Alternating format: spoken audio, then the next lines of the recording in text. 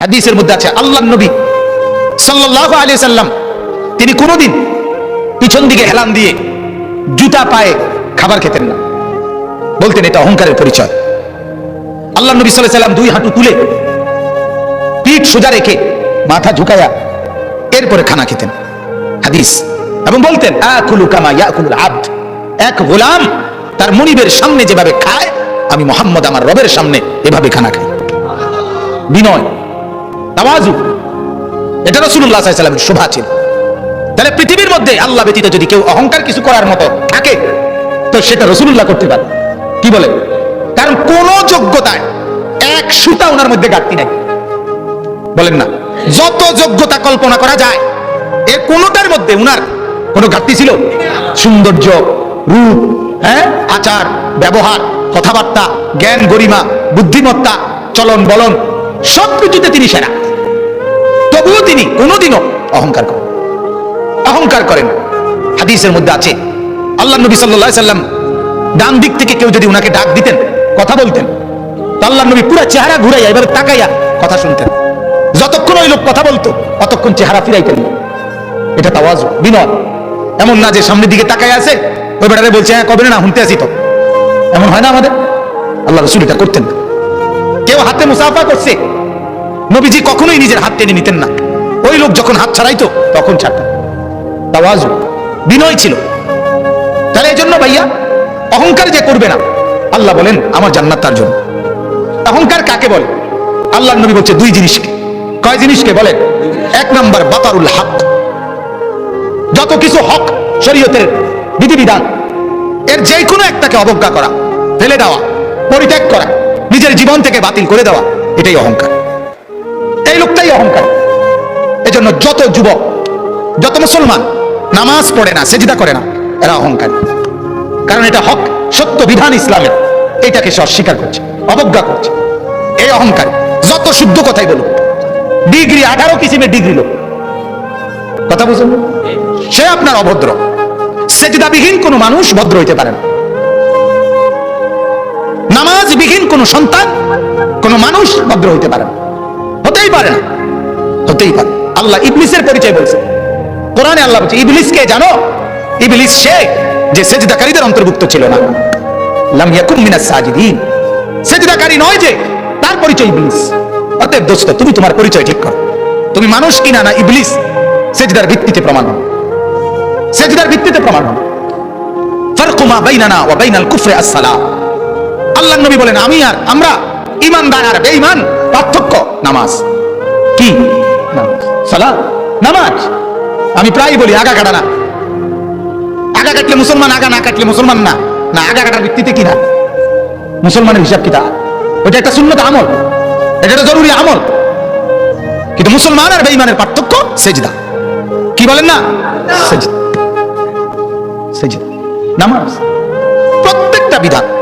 যে সুদ খায় সে অহংকারী, যে ঘুষ খায় সে অহংকারী, যে মিথ্যা বলে সে অহংকারী, যে অশ্লীল ছবি দেখে, নর্তকীর নাচ দেখে সে অহংকারী, যে মা বেপর্দা চলে ওই মা অহংকারী, যে বোন বেপর্দা চলে ওই বোন অহংকারী, যে বিবি বেপর্দা চলে ওই বিবি অহংকারী, যে ঘরে রঙিন টেলিভিশন চলে ওই ঘরওয়ালারা দেমাগি, অহংকারী।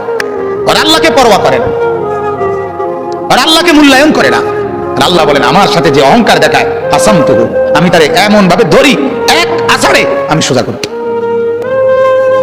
আল্লাহ বলেন আমারে চেনো নাই, তো বোঝোই নাই আমাকে। ওয়ামা কাদারুল্লাহ হাক্কা কদর। আল্লাহ বলে আরে মানুষ তোমরা আমারে চিনো না, আন্দাজ করো না, আন্দাজ করবা। আমি রহম করেছি, আমার নাম যেমন রহমান আমারই নাম কাহার, আমার নাম যেমন রাহিম আমারই নাম জব্বার। মনে রাখো, আমার দুটো নামের অর্থ শুনে নাও। আমার রহমান নামের অর্থ কি এটাও জেনে নাও, আমার জব্বার নামের অর্থ কি এটাও জেনে নাও। আমার রাহিম নামের অর্থ শোনো, আমার কাহার নামের অর্থ শোনো, তাইলে আন্দাজ করবা। আর আমি ভাগ করে রাখছি কখন আমি রহমতের আচরণ করব, কখন আমি কাহারের আচরণ করব, এটাও আমি ভাগ করে রাখছি। দুনিয়ায় আমি রহমতের আচরণ করি, তোমারে দুগা ভাত খাওয়াই, তোমার এত চুরি ডাকাতি, এত মিথ্যা, এত চুরি, এত মোবাইল, এত অশ্লীলতা, এত গান বাদ্য, এত নাচ গানের পরেও ছেলেপেলেরা মনে করে কই মাতে তো না কেউ। বুঝেন না কথাটা? আল্লাহ কিছু তো কই কই এর মধ্যে কি থাপড় দিল নইলে দুই একটা আচার দিল না হইলে কিচ্ছু তো কয় না। আমি তো আমার আমার নাফরমানির উপরে তো আমি বহাল তো বিয়েতে কি আছি। আল্লাহ বলে আরে আমার একটু দয়া দেখে তুমি ভুল করছো না, আমার একটু দয়া, তোমার দুগা ভাত খাওয়াই দেখে তুমি মাতো না, মনে করছো আমি আর কিচ্ছু কইতাম না। হ্যাঁ, তোমারে যে পরিমাণ ভাত খাওয়াই, আমার বাঘ বাল্লুকরে আমি এত বেশি খাওয়াই, ঠিক না বলে? আমার হাতিকে, আমার তিমিকে আমি এর চেয়ে বেশি খাওয়াই। অতএব এটারে তুমি কিছু মনে করো না, আমার শাস্তি বড় সাংঘাতিক। আন্না আযাবি হুয়াল আযাবুল আলীম। আল্লাহ বলেন আমার আযাব বড় ভয়ঙ্কর আযাব। অতএব আমার বাপ প্রত্যেকটা গুনাহ অহংকার, প্রতিটা গুনাহ কি বলেন না অহংকার। অহংকার মানে সে আল্লাহর সাথে বড়াই করছে, আল্লাহকে কিছুই মনে করে। ছেলেরা এই বাপ একজনও যদি হয়, একজনও যদি শুনে থাকো, তোমার কাছে বলছি আল্লাহর কথার একটা নিয়ম মনে রাখবেন, সবাই একরকম হয়ে যায় না, একজন আরেকজন থেকে আলাদা হয়ে যাবে। অর্থাৎ সবাই একত্রে একসাথে গুনার উপরে জমে যায় না। গুনার পরিবেশ থেকে আপনি একজন হলে একজনই আলাদা হয়ে যান, আপনি তার জন্য আর ফিকির করেন না। যখন দেখবেন নাফরমানি ছাড়ছে না, আপনি নিজেকে বাঁচায় ফেলেন। হাদিসের মধ্যে আছে, হযরত হুযায়ফা রাদিয়াল্লাহু তাআলা আনহু বলছেন, ইয়া রাসূলুল্লাহ, যদি আমি কখনো এমন দেখি যে আমার সমাজের প্রত্যেকে গুনাহ আর নাফরমানির মধ্যে মজবুত হয়ে গেছে, আমি কি তখন তাদের সাথে মিশে যাব? আল্লাহর নবী বলছেন, না, প্রয়োজনে গাছের গোড়ালি, গাছের শেকড় কামড়াইয়া ধইরা হইলো, একলা হইলো, নিজেকে বাঁচাইবে। বুঝছেন? আমরা দিবানিশি বলে যাচ্ছি, এর ভিতরে দিয়া গোটা পৃথিবী আমল না করুক, নিজের ব্যাপারে সিদ্ধান্ত নিয়ে রাখছে আমি নামাজ পড়বই। আমার শায়েখ আল্লামা মুফতি মুশতাকুন নবী সাহেব বলে এই কথা, যে জিকিরের কথা আমি দিন রাত বলে যাচ্ছি, আর বলার দ্বারা যে পড়ছে তো পড়ছে, কিন্তু কেউ যদি না পড়ে, আমি মুশতাকুন নবী সিদ্ধান্ত নিয়ে রাখছি আমি জিকির করবই। হুজুরের কথা এটা, আমি এটা করবই, বাকি অন্য কেউ বলতেছি। এখন যদি কেউ না শুনে, অসুবিধা কি? 300 বছর দাওয়াত দিছে, এমন নবী পৃথিবীতে ছিল একজনই মানানে নাই। হাদিসে আছে, বুঝেন নাই? একজনও কি আনে নাই? কি সে ওই নবী মারি গেছে নাকি? ওই নবী বাদ। সূরা ইয়াসিনের মধ্যে আছে 3 জন নবী একত্রে দাওয়াত দিছে, 3 জন রাসূল। ফাআযাজনা বিসালিতিন, তৃতীয় জনকে দেওয়ার পরে 3 জন রাসূল, 3 জন রাসূলের দাওয়াতে ঈমান আনছে শুধু একজন।